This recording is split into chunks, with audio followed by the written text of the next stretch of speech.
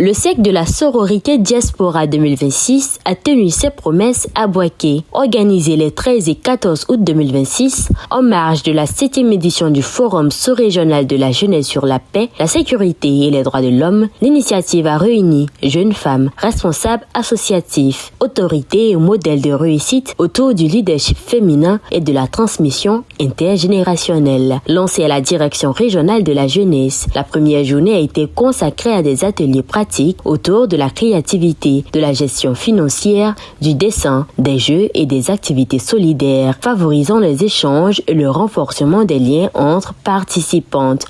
C'est une activité déstressante et c'est une activité aussi qui permet aux femmes d'échanger et de pouvoir prendre des résolutions allant dans le sens de se soutenir les unes les autres. Et c'est un honneur pour moi aussi aujourd'hui d'assister à ces cercles de parole qui a été organisé par l'ONG.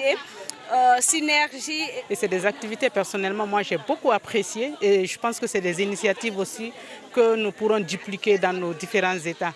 Ça permet facilement l'intégration de surtout des personnes qui se sentent un peu excluses pour différentes raisons. Le lendemain, un panel intergénérationnel animé autour du thème Leadership, transmission et inclusion, unir les générations pour un impact durable, a permis à l'honorable Fatmata Traoré Diop, 4e vice-présidente de l'Assemblée nationale, Siaka Koulibaly, Doris Okoli et Franck Gauzé de partager leur parcours et leur expérience. Les échanges ont notamment porté sur l'égalité femmes-hommes, l'autonomisation, la confiance en soi, la progression de carrière, les violences basées sur le genre et la résilience. Aujourd'hui, on veut que les droits des femmes soient respectés.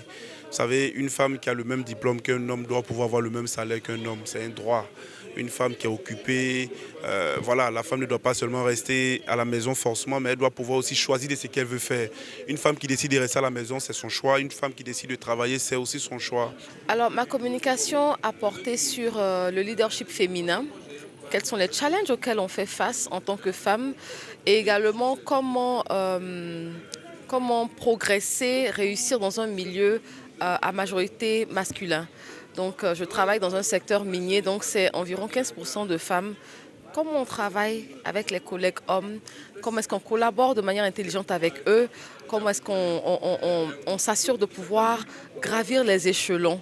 Et également, il y a eu des questions autour des violences basées sur le genre, la résilience, des questions sur comment réussir face à l'adversité. La rencontre a enregistré la présence de Sulier Pegabila, 3e adjoint au maire de Bouaké, chargé de la jeunesse, Bamba Fatmata, directrice régionale de la jeunesse, et Lakoun Richard, président national de la FENUGC. Aujourd'hui, on a jugé bon à travers un panel de faire du réseautage, un partage d'expériences avec des leaders, des exemples de réussite, de modèles au niveau de notre société pour qu'elles puissent bénéficier, tirer profit de leur expérience afin d'être boostées positivement et impacter leur communauté, que ce soit en entreprise, sinon dans la société, qu'elles puissent motiver à leur tour lorsqu'elles se retournent pour celles qui viennent de la diaspora, mais aussi nos leaders au niveau de la Côte d'Ivoire. À travers cette édition, le siècle de la sororité Diaspora 2026 a placé la solidarité, le réseautage et la transmission au cœur de la promotion d'un leadership féminin plus affirmé à Bouaké.